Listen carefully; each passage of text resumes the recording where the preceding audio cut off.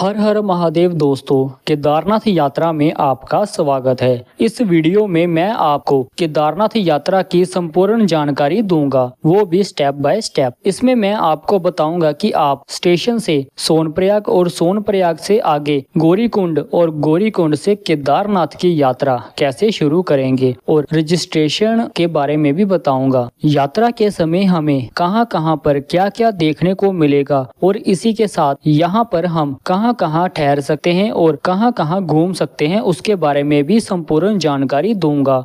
तो आपको अपने किसी भी नज़दीकी रेलवे स्टेशन से ट्रेन पकड़कर यहाँ हरिद्वार या फिर ऋषिकेश आ जाएं। इन दोनों रेलवे स्टेशन से बाहर निकलते ही आपको बस स्टैंड दिखेगा, जहाँ पर कि आपको उत्तराखंड की गवर्नमेंट बस मिल जाएगी, जो कि आपको सीधे ले जाएगी सोनप्रयाग। सरकारी बस का चार्ज 600 रुपए है और अगर आप प्राइवेट बस करेंगे तो उसका 800 रुपए तक का किराया लगेगा। और यह बस आपको 7 से 8 घंटे में पहुँचा देगी सोनप्रयाग से 2 किलोमीटर पहले सीतापुर के बस स्टैंड पर। वहीं से आपको आगे प्रयागराज या फिर गौरीकुंड जाना होगा। अगर आप ज्यादा लोग हैं तो आप अपनी प्राइवेट टैक्सी भी करके सीधे प्रयागराज पहुंच जाएं। अगर आप अपने खुद के व्हीकल से आ रहे हैं या फिर प्राइवेट टैक्सी करके आ रहे हैं तो आपको एक और बेनिफिट मिलेगा। जब आप सोनप्रयाग की तरफ जा रहे होंगे तो रास्ते में आपको दिखेगा देवप्रयाग, जहां पर कि आपको भागीरथी और अलकनंदा नदी का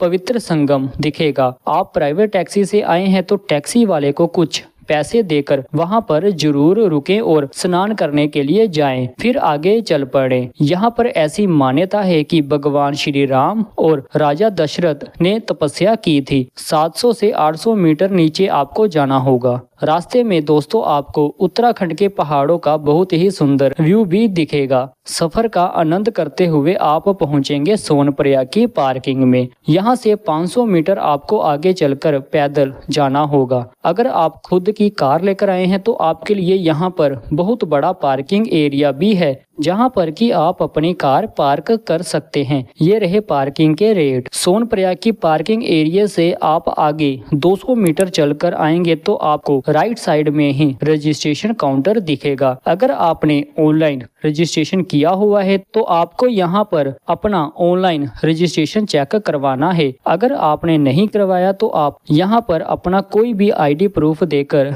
रजिस्ट्रेशन करवा लें। ऑनलाइन रजिस्ट्रेशन करने के लिए ये वेबसाइट है, आप इस वेबसाइट पर जाकर ऑनलाइन रजिस्ट्रेशन कर सकते हैं। ऑनलाइन रजिस्ट्रेशन कैसे करना है उसकी वीडियो का लिंक मैंने डिस्क्रिप्शन में दिया हुआ है, आप देख सकते हैं। सोनप्रयाग में रजिस्ट्रेशन चेक करने के बाद आपके पास 2 ऑप्शन हैं। आप सोनप्रयाग में भी रूम ले सकते हैं या फिर आप आगे गौरीकुंड में जाकर रूम ले सकते हैं। अगर आपके पास समय है तो आप आगे गौरीकुंड चले जाएं, नहीं तो आप सोनप्रयाग में ही रूम ले लें। यहाँ पर आपको 800 से 1000 रुपए में रूम मिल जाएगा। त्योहारों के समय यहाँ पर रूम 1200 से 2000 रुपए तक का हो जाता है। अगर आपने आगे गौरीकुंड में जाना है तो सोनप्रयाग की मार्केट से लगभग 500 मीटर आगे चलकर आपको टैक्सी मिल जाएगी। सोनप्रयाग से गौरीकुंड की दूरी लगभग 6 किलोमीटर की है और टैक्सी वाला आपसे 50 रुपए पर पर्सन चार्ज करेगा। दोस्तों अब मैं आपको बता दूं कि गौरीकुंड में अगर आप रहोगे तो आपको सुबह जल्दी उठकर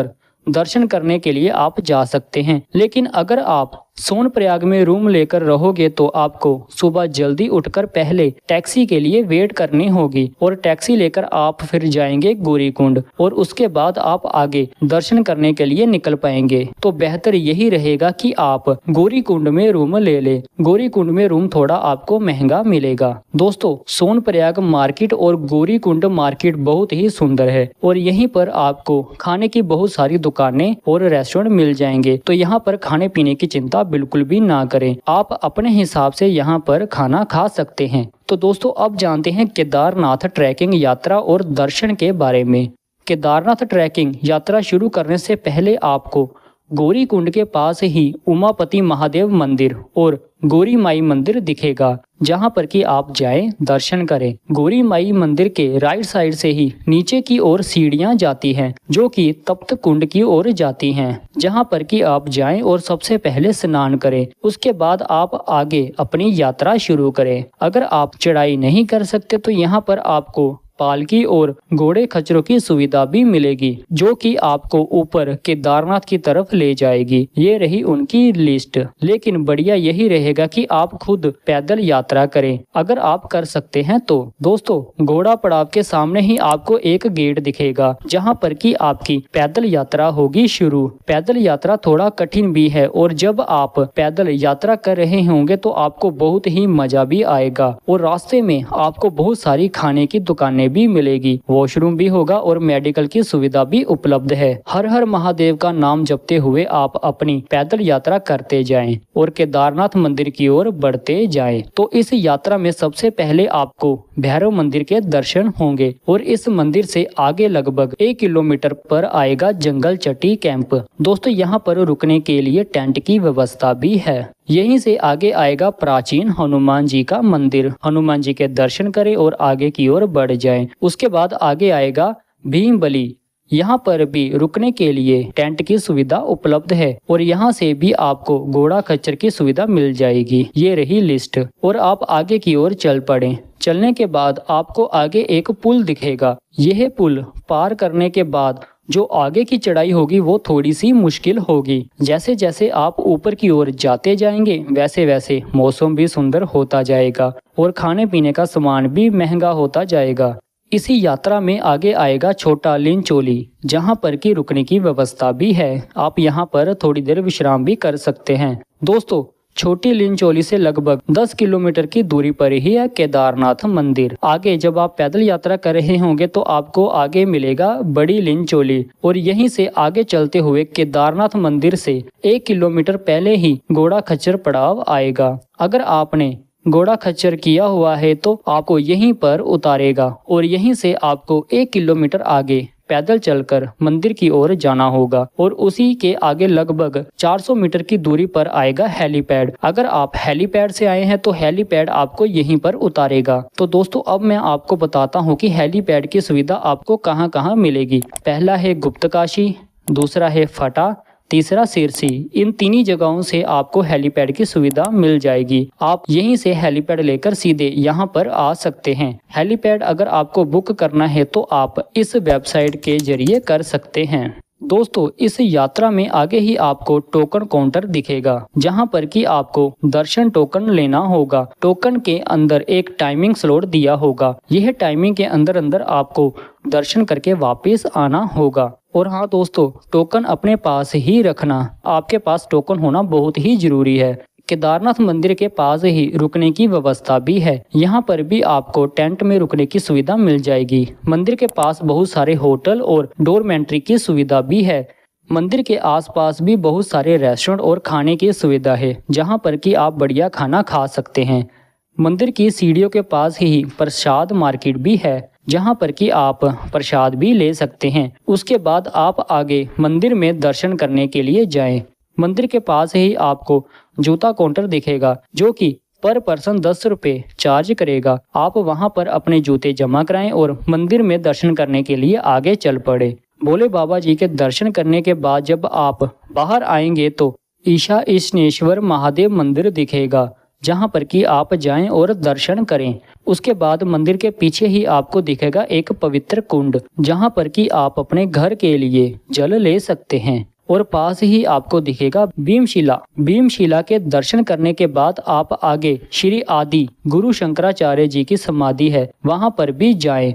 तो अगर आप शाम तक वहीं रुके हैं तो यहाँ 7 बजे की महाआरती मिस बिल्कुल भी ना करें। यहीं से आप आगे भैरव बाबा जी के दर्शन करने के लिए निकल जाएं। यहाँ से आपको लगभग 800 मीटर की खड़ी चढ़ाई करनी होगी, जो कि काफी मुश्किल है। यहाँ पर आपको पिट्ठू की सुविधा भी मिलेगी। भैरव बाबा जी के मंदिर में पहुंचकर आप भैरव बाबा जी के दर्शन करें, और यहीं से आपको केदारनाथ धाम का बहुत ही सुंदर दृश्य भी दिखेगा। भैरव बाबा मंदिर के दर्शन करने के बाद आप नीचे की ओर आ जाएं रेतस कुंड। उसके बाद आप वापस नीचे की ओर आएंगे तो आपको मंदिर के राइट साइड पुल पार करके आप पहुंच जाएंगे बाबा बर्फानी मंदिर। बाबा बर्फानी मंदिर में दर्शन करने के बाद लगभग 1.5 किलोमीटर की ट्रैकिंग आपको पहुंचा देगी मोदी गुफा, जहां पर कि मोदी जी ने साधना की थी।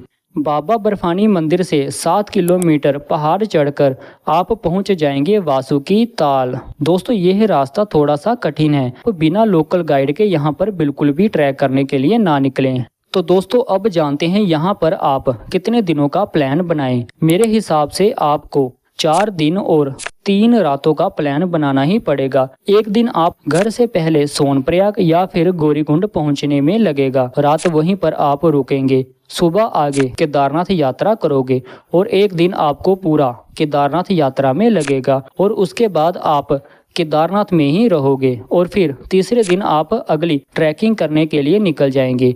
उसके बाद आप वापस गौरीकुंड या प्रयागराज आ जाएंगे और फिर वहीं से आप वापस अपने घर की ओर रवाना हो पाएंगे। इस वीडियो में मैं आपको खर्चे के बारे में बिल्कुल भी नहीं जानकारी दूंगा, क्योंकि आप अपने हिसाब से खर्चा करोगे। मेरे हिसाब से लगभग आपका पर पर्सन 7,000 रुपये तक का खर्चा हो जाएगा। तो दोस्तों ये थी केदारनाथ धाम की संपूर्ण यात्रा की जानकारी। आशा करता हूँ कि आपको यह जानकारी अच्छी लगी होगी। उसी के साथ वीडियो को लाइक करना बिल्कुल भी ना भूलें और कमेंट में हर हर महादेव भी लिख दें।